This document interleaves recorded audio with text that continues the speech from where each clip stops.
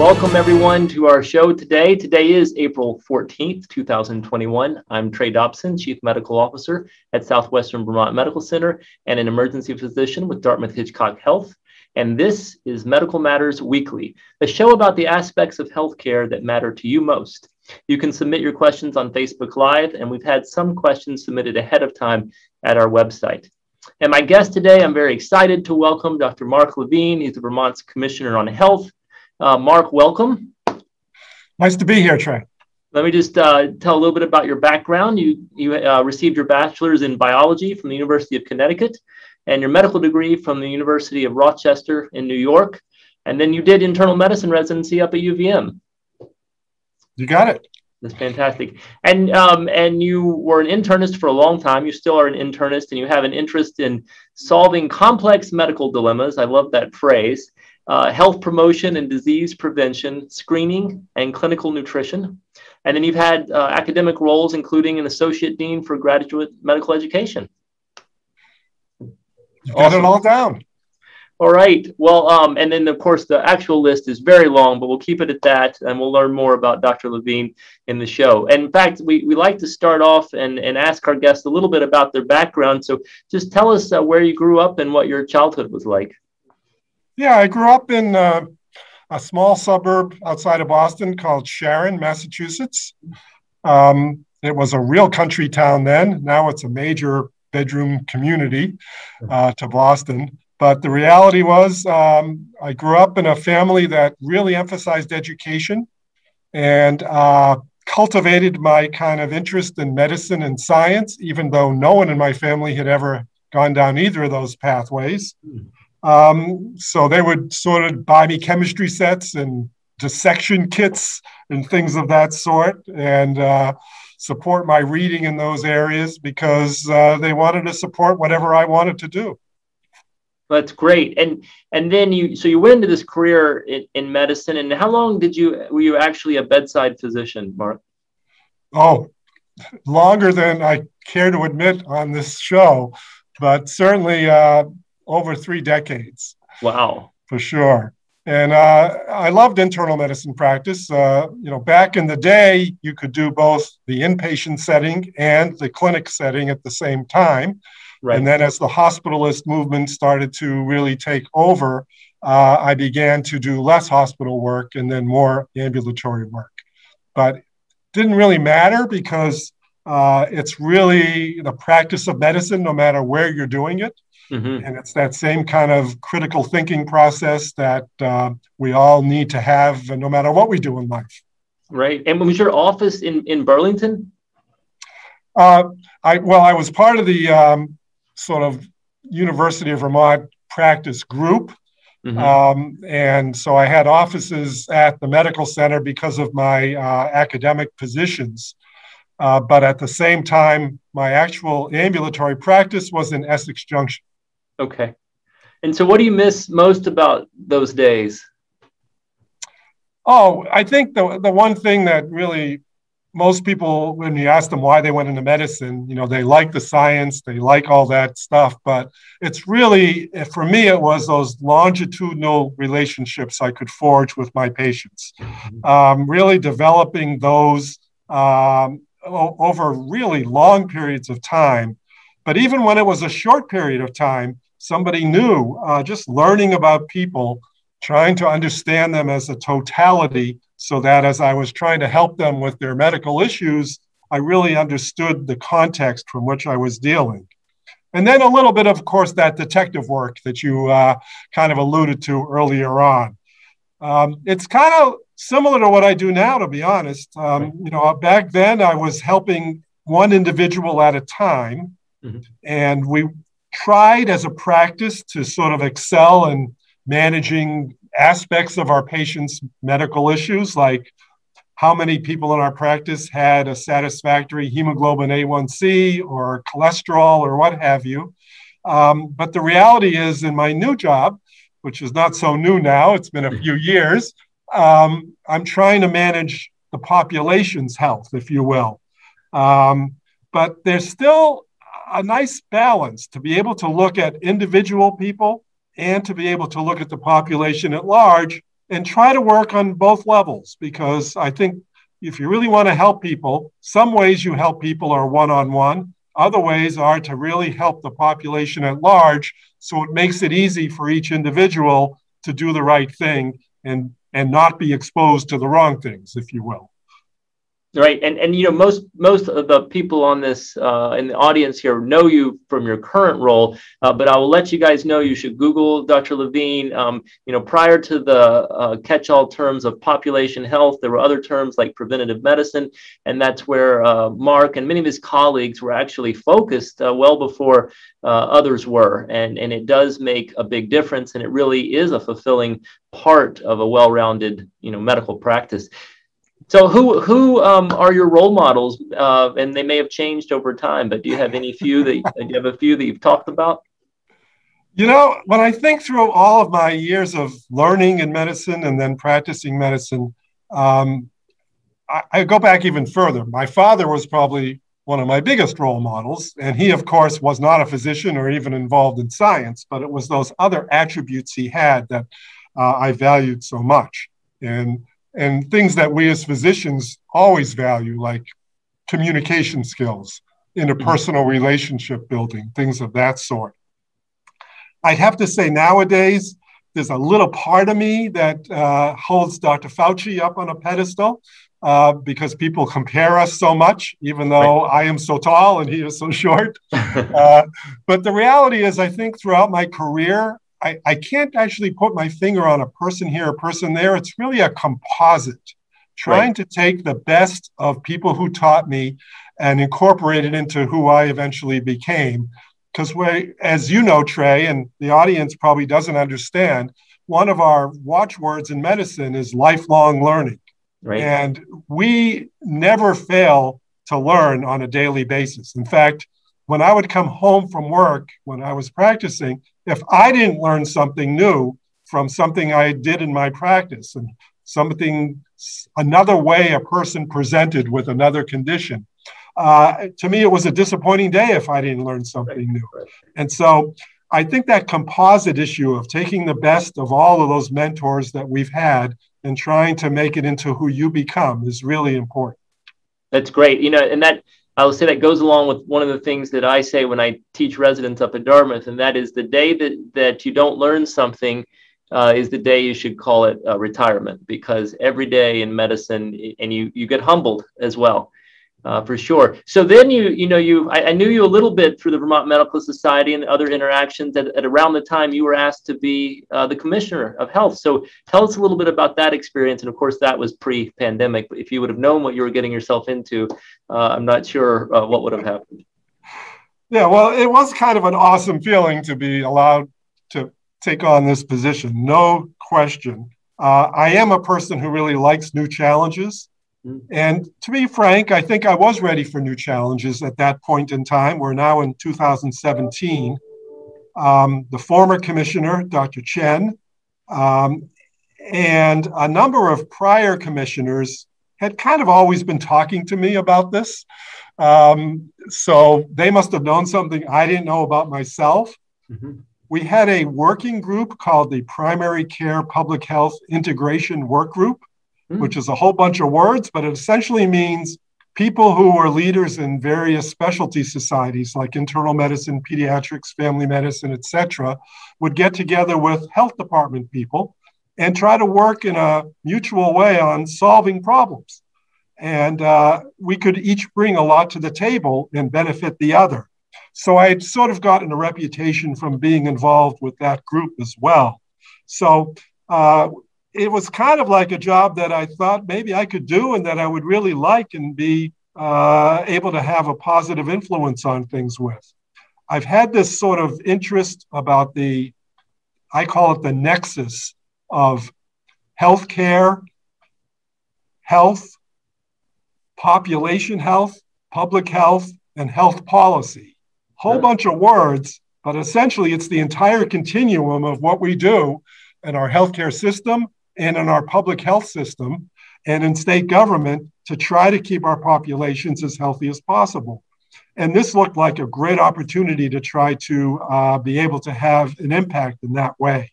So when the governor essentially said, if you want the job, here it is, I think it was something that I really wanted at that point.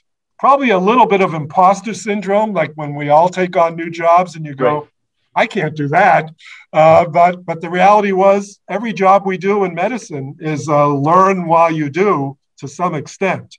And you bring a lot of strengths to it, but you also are humble and realize you're going to learn a lot along the way. And I'll tell you, this health department has such quality people working for it. I have learned a tremendous amount from really, really good people. Well, that's great. And you know, I will take an opportunity here, and I've done it many times before, to let you and your colleagues know in the health department what a great job you have done and are doing. And we appreciate your listening and then giving us our guidance, both the physicians, the nurses, the staff in the hospital, and in the community at large. So I'll use this time now to say that thank you, and please pass that on to everyone you work with. Thank you for that. Yeah, absolutely. So what is there anything that's been different than what you anticipated? I imagine you didn't anticipate interacting with the media as much as we were just talking about. You know, before the pandemic and since, I never imagined interacting with the media to the degree that I do. Not that that's a negative thing. I mean, it's part of the job, and you can make it into a very positive thing. And indeed, most of the time it is very positive because the media wants to accurately represent your knowledge and skills to the public at large. And it's an opportunity to do what we do in medicine all the time, which is teach. Whether we're teaching one-on-one with a patient, one-on-one with a medical student or resident, or with the population at large. So it becomes an opportunity. I think the other thing I was surprised at with the job that has changed a lot since the pandemic is the amount of travel I do. Because my office is here on Cherry Street in Burlington. I would frequently be traveling to Montpelier to meet with legislature, to meet with the governor. I would frequently be traveling to Waterbury, which is where the Agency of Human Services is, which is where the health department is a component of that agency, even though our office is in Burlington.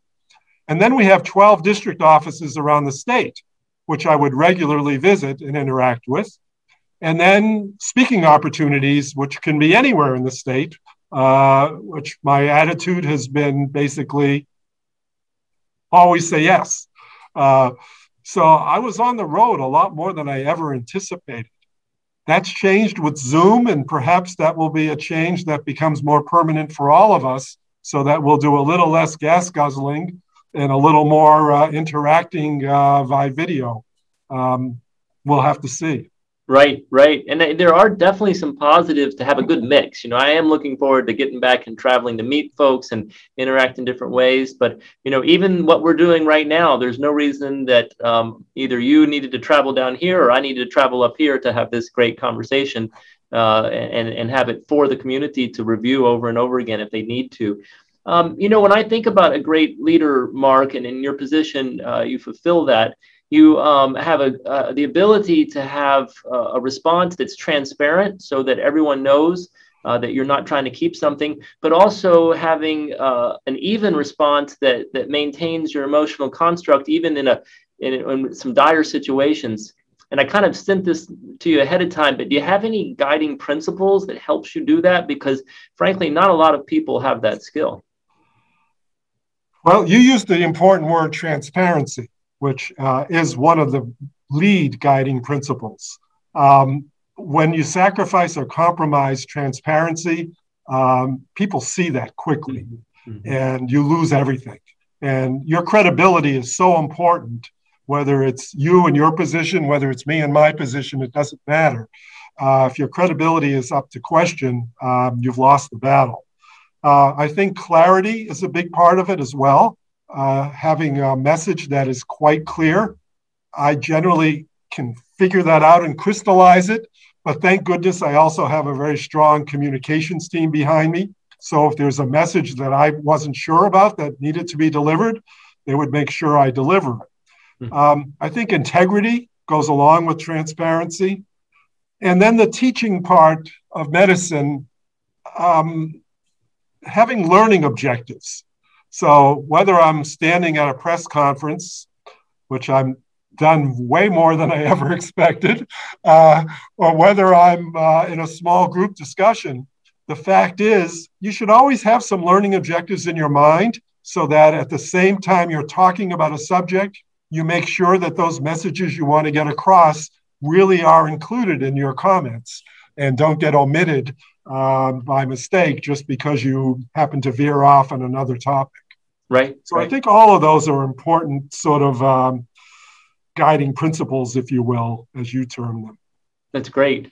Well, before we get into the last third of our show, which will kind of focus on some COVID questions that I know people are tuned in for, some of our audience are aspiring to be in healthcare. You know, young folks that want to go into nursing or physician or any other type of healthcare role. And you know, as you look back at your career and you demonstrate this leadership, is there anything you would have done differently, or is there any advice you would give to those folks who are looking at you as a role model? Wow. So I think the teaching role is so important. Mm-hmm. So, you know, if you want to be in medicine or whatever, learn a little bit about teaching and get good at it. And there's actually mentoring one can get in teaching. It's, you know, you have to have some of the gifts, I suppose, ahead of time, but along the way, you can learn from watching a lot of people. You can read a little bit about it. There are courses, and there is mentoring you can get, people watching you and actually critiquing how you do what you do. Because when you think about what people value in their physician, I hate to make it sound this way. You're supposed to be smart, and they take that for granted. Mm-hmm. You know, you got the degree, you went through your training, so they assume you know what you're supposed to know. So what they really talk about is how well do you communicate? How well do you relate to them interpersonally? And how well do you convey those messages to them that they're kind of needing to hear, which is really the teaching part, if you will. So I think that part of things is really, really critical for people to sort of get under their belt. Otherwise, you know, I really think it's all about humanity and really bringing out the humanitarian aspect of a person because that's what really counts at the end of the day is how we treat one another, how professional we are, what kind of respect we have for one another, how altruistic we are about, you know, taking care of somebody and taking care of their needs or the population's needs, and really how accountable can we be? At the end of the day, did we make sure that we took care of what we said we were going to take care of because somebody's life was in the balance or their health was in the balance or not? So these are all kind of things that I hope answer your question. No, that's great. And that's great for the people that are considering any field in medicine to hear. All right, so shifting gears a little bit to COVID, we have questions that have come in and they're sort of all over the place. So they're not going to, for you in the audience, you're going to have to jump around here. The first is we see that COVID testing has declined across the country in various amounts, yet the prevalence we know to be still high. And we just want to reiterate that testing continues to be important and see if you could just give a comment as to why testing remains important today. Yeah, so I want to dispel a misconception. Only in Vermont can I dispel this misconception. We've recently seen a 50-state graph showing the testing levels in the country. We stand out so much higher than any other state, but the northeastern states as a block stand out way higher than the rest of the country. At the tail end is the South, pretty much as a unit, very low levels of testing right now. And I raise this issue because in the news, we hear that the current part of the pandemic that's raging is in the Northeast, Middle Atlantic, and Midwest. And wouldn't you know, there's a lot of testing going on in those places. Right. And they say the South seems to be protected, must be the weather. Right. Well, you know, in July last year, there was plenty of disease in the South and the West in that so-called second wave. So testing really is important to do, and we continue to do it. It's important because it protects our communities, really understanding what's going on, and it gives us insight into what the virus is doing, what variants may be doing or not doing in our particular part of the country. And if we're really trying to have this race between the variants kind of becoming dominant and spreading more widely amongst people because they're more transmissible, and the other part of the race being getting enough people vaccinated, we need to understand both of those arms of the race. How are we doing with the vaccination rate? How are we doing with testing? And how do we deal with identifying cases and making sure they're getting isolated and contacts are quarantined? So these remain all very critical at this delicate time in our struggle with the virus. That's great. Thank you. And just to remind those in the audience that are local here that you can get tested quite easily by going to svhealthcare.org, and then in the state by going to the state website. Both of those websites, and actually the svhealthcare.org will just take you to the state website, have improved dramatically over time, as you would expect. Everyone's worked hard. They take the experience of others and make it easy. I just had my kids tested for school reasons, and it worked really well. So, and that's important. And that was an unfortunate problem. We were trying to get a hold of the pandemic earlier, is just access to testing supplies and making sure the results were coming back. And now it is much better if you haven't been through the process. So, another question that's kind of long and loaded, and maybe we can just keep it brief, is what do we say and what do you say specifically to people who are sort of hesitant on the vaccine? Not people that are anti-vaccine, because that's a difficult question, but those that are hesitant. Yeah, in my role as a doctor, I actually want people to tell me things like that, right, so that I can hear what concerns them and I can inform them appropriately. In my role in public health, it's kind of the same thing. We invite questions, we invite concerns, otherwise we can't address them. And again, it's a transparency issue in that way. I just tell people that hesitancy is fine. When I wrote a prescription for a medication, I didn't want the person to just say, thank you and move on. I wanted them to ask me some questions about it. Informed consent is critical here. So I just want people to have good resources to access. And sometimes I'm concerned about some of the resources they do access being too biased in one direction or another. Right. And we can all, in the medical community and the public health community, direct people to appropriate resources. So it's not just what we're saying, but it's also what really leaders in the field are saying as well. That's great. And I also want to remind the audience, and I've said this a few times, if you do have questions and you're not finding those on reputable websites, you can get a hold of myself or Dr. Marie George here locally, or wherever you live, the hospitals, the physicians, and those out in the community, the providers out in the community, want to have that discussion with you and do support your concerns and questions. And in fact, just as Dr. Levine said, if you didn't have any concerns or questions, then that would almost be as problematic.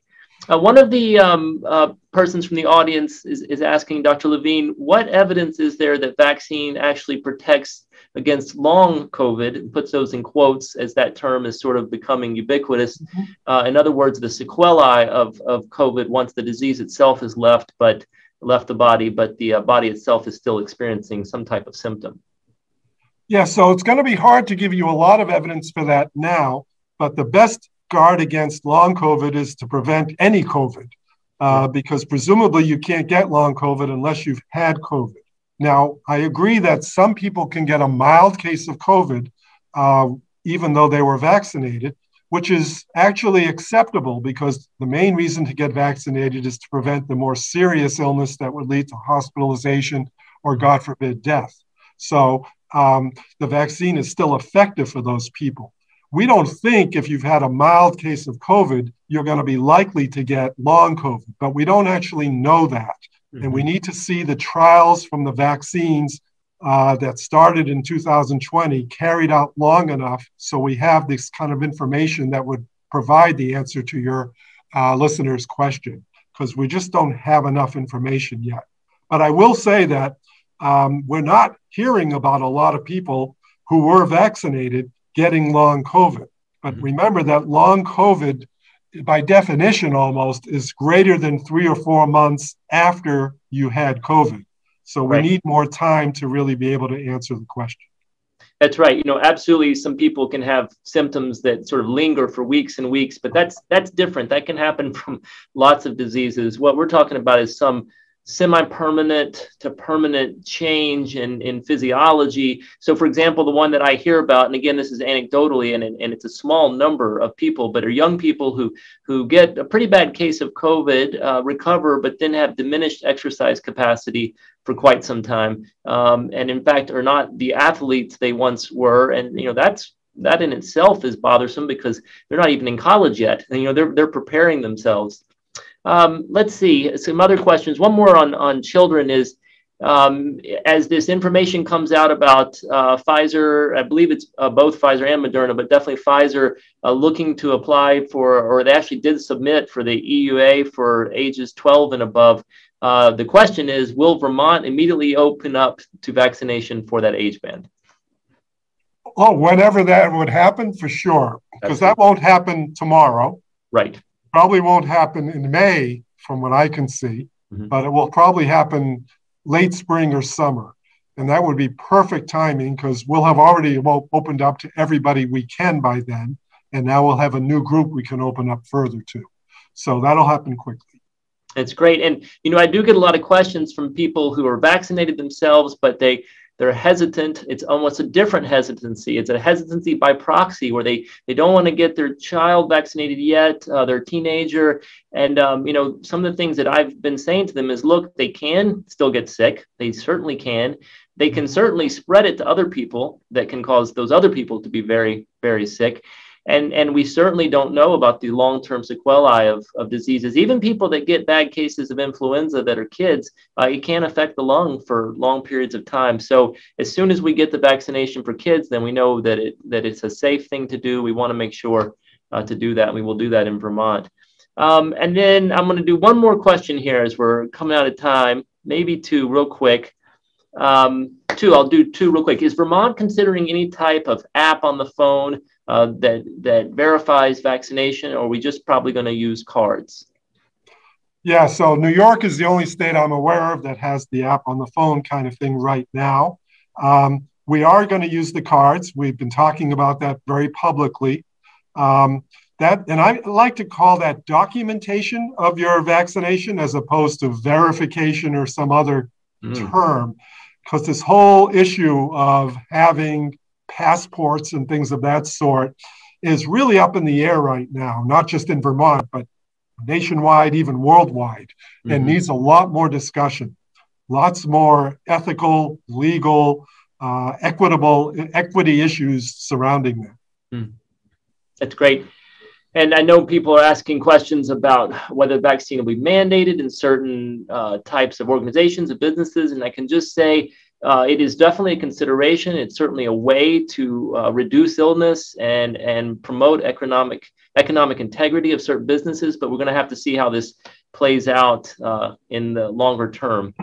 Then the last question, I had several questions, and I mentioned this to you before about nursing homes, and I'm just going to kind of put them all into one question, which is basically, it still seems like access to nursing homes is restricted, despite the fact that such a high percentage of the patients there, or I should say occupants there, are vaccinated in these long-term care facilities. Can you comment about why that is? Absolutely. So I'm sure in your area, you hear about one specific nursing home, the Veterans Home, which is a very large one. But at the same time, across the state, there are other nursing homes we know. So the bottom line is they are more open than they've ever been. They just received new guidance from both the state and the federal government regarding how to reopen more. Around the same time, the weather has improved, which will increase the probability of having outdoor visitations and outdoor activities for those living in those homes. It's a delicate dance between how prevalent is the virus in a community, what are the federal government regulations that the nursing homes have to adhere to, and what is going on in a specific nursing home right then and there with regard to anybody who has a positive test. I can understand and empathize tremendously with how frustrating it can be to learn that they've had a positive test in a nursing home and that a certain wing of that home may be unavailable for visitation at a time or what have you. Just understand that everyone's trying to do their best and trying to make sure they adhere to the right compliance rules that they have to, but at the same time, be as flexible as they can be. And we are working with them. We have an outbreak response team that has always worked with all the nursing homes in the state, and we are helping guide them, along with the federal government, to the pathway of more visitation, not less, even if it seems that way at one point or another. Well, that's great. Thank you. And I just do want to point out to the audience here, there's so much emphasis on vaccine, which is wonderful, and the preventative effects of vaccine. But Dr. Levine pointed out there's another part of that equation, and that's the prevalence of the virus in the community.